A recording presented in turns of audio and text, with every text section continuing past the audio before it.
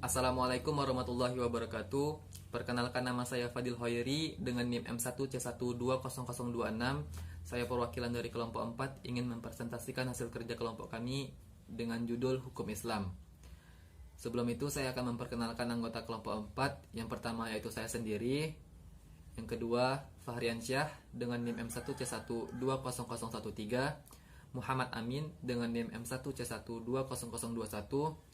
Pondra Okta Bagaskara dengan NIM M1C120015, Muhammad Abdairomi dengan NIM M1C12004, dan Muhammad Zain Fahresi dengan NIM M1C12027. Dengan dosen pengampu yaitu Ibu Eva Iriani SPDI MPDI. Baik, langsung saja pada pokok pembahasan kami. Yang pertama yaitu pengertian hukum Islam, yang kedua sumber hukum Islam, yang ketiga sejarah hukum Islam, yang keempat tujuan hukum Islam, dan yang terakhir penerapan hukum dan syariat Islam. Langsung saja pada poin yang pertama yaitu pengertian hukum Islam. Hukum Islam dalam bahasa Arab yaitu al-fiqih al-islami atau al-syariah al-islami.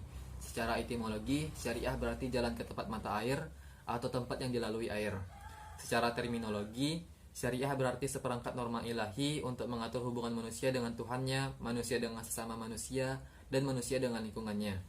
Pengertian etimologi fikih adalah kefahaman, pengertian, dan pengetahuan. Sedangkan secara terminologi, fikih berarti hukum-hukum syariah yang bersifat praktis atau alamiah dan dalil-dalil yang terperinci. Selanjutnya, pembagian hukum Islam ini terbagi menjadi dua, ada hukum taklifi dan hukum wad'i. Hukum taklifi adalah tuntutan Allah Subhanahu wa Ta'ala yang berkaitan dengan perintah untuk melakukan suatu perbuatan atau meninggalkannya. Sedangkan hukum wad'i adalah perintah Allah Subhanahu wa Ta'ala yang mengandung pengertian bahwa terjadinya sesuatu merupakan sebab, syarat, atau penghalang bagi adanya sesuatu. Selanjutnya yaitu sumber hukum Islam.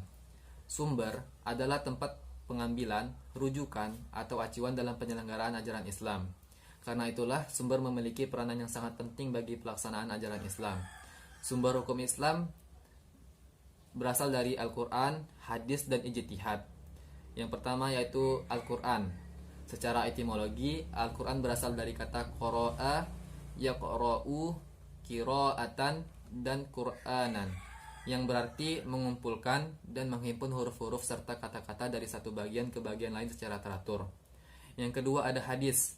Umat Islam telah sepakat bahwa hadis merupakan sumber hukum kedua setelah Al-Quran, dan tidak boleh seorang muslim hanya mencukupkan dengan salah satu dari sumber Islam tersebut. Al-Quran dan hadis merupakan dua sumber hukum Islam yang tetap. Yang ketiga yaitu ada ijtihad. Ijtihad ialah menggunakan seluruh potensi nalar secara maksimal dan optimal untuk mengijtihad suatu hukum agama yang dilakukan oleh seseorang atau sekelompok ulama yang memenuhi syarat tertentu pada waktu tertentu untuk merumuskan kepastian hukum mengenai suatu perkara yang tidak ada status hukumnya dalam Al-Quran dan sunnah dengan tetap berpedoman pada dua sumber utama, yaitu Al-Quran dan hadis tersebut. Selanjutnya saya akan menjelaskan tentang kedudukan hadis. Yang pertama melalui dalil Al-Quran. Pada surah Ali Imran surah ketiga ayat ke-32 yang berbunyi A'udzubillahi minasyaitonir rajim. Bismillahirrahmanirrahim. Qul ati'ullaha wa rasul. Qul ati'ullaha wa rasula fa in tawallaw fa innallaha la yuhibbul kafirin.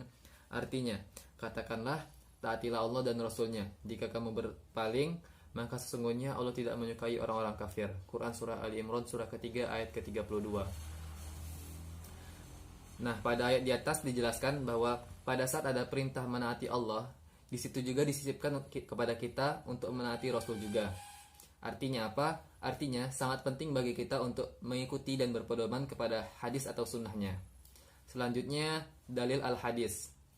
Rasulullah SAW bersabda, telah kutinggalkan kepada kalian dua perkara. Kalian tidak akan tersesat selama berpegang teguh dengan dua perkara ini, yaitu kitab Allah atau yang dimaksud dengan Al-Quran dan sunnah Nabi SAW atau al-hadis. Yang ketiga ada kesepakatan ulama atau ijma. Al-Syafi'i menyimpulkan bahwa yang dimaksud Alkitab adalah Al-Quran, sedangkan yang dimaksud Al-Hikmah adalah sunnah atau al-hadis. Selanjutnya ada tingkatan hadis. Jadi hadis ini memiliki tingkatan. Ada 3 tingkatan. Yang pertama yaitu hadis sahih, yaitu hadis yang para perawinya berkesinambungan, diterima dari dan oleh perawi yang adil dan labid. Yang kedua ada hadis hasan.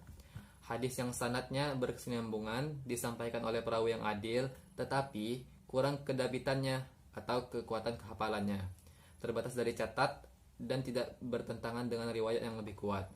Yang ketiga ada hadis doi. Hadis yang tidak memenuhi kriteria hadis sahih dan hadis hasan baik dalam sanad rawi atau mengandung cacat yang bertentangan dengan riwayat yang lebih kuat. Lalu ada pula macam-macam ijtihad. Yang pertama ijma, yang kedua urf, yang ketiga qiyas, yang keempat al-masalahat al-mursalah, yang kelima istihsan, yang keenam qaul al-sahabat, dan yang terakhir ada syar'un man qablana. Lanjut ke poin ketiga, yaitu sejarah hukum Islam. Perkembangan hukum Islam secara umum dapat diklasifikasikan menjadi 6 periode. Pembagian ini tidaklah bersifat baku, namun dapat digunakan untuk menjelaskan lebih lanjut tentang tahapan-tahapan hukum Islam berkembang dari masa ke masa, sejak masa Rasulullah SAW hingga saat ini di masa modern. Baik, periode-periode tersebut, yang pertama yaitu periode Rasulullah SAW atau periode masa kenabian, atau juga disebut dengan masa pertumbuhan.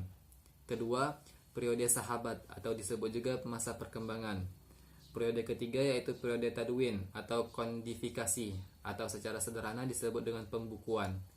Lalu yang keempat, periode taklid, mengikuti saja suatu hukum tanpa ada proses ijtihad, atau disebut juga dengan periode kujumudan. Lalu yang kelima, periode 3 kerajaan besar, yaitu kerajaan Turki Utsmani, kerajaan Safawi, dan kerajaan Mughal. Yang terakhir yaitu periode kebangkitan. Lalu selanjutnya yaitu tujuan hukum Islam. Nah, tujuan Allah Subhanahu wa taala mencariatkan hukumnya adalah untuk memelihara kemaslahatan manusia sekaligus untuk menghindari mafsadah baik di dunia maupun di akhirat. Tujuan tersebut hendaknya dicapai melalui taklif atau pembebanan hukum yang pelaksanaannya tergantung kepada pemahaman sumber hukum utama, yaitu Al-Qur'an dan Sunnah.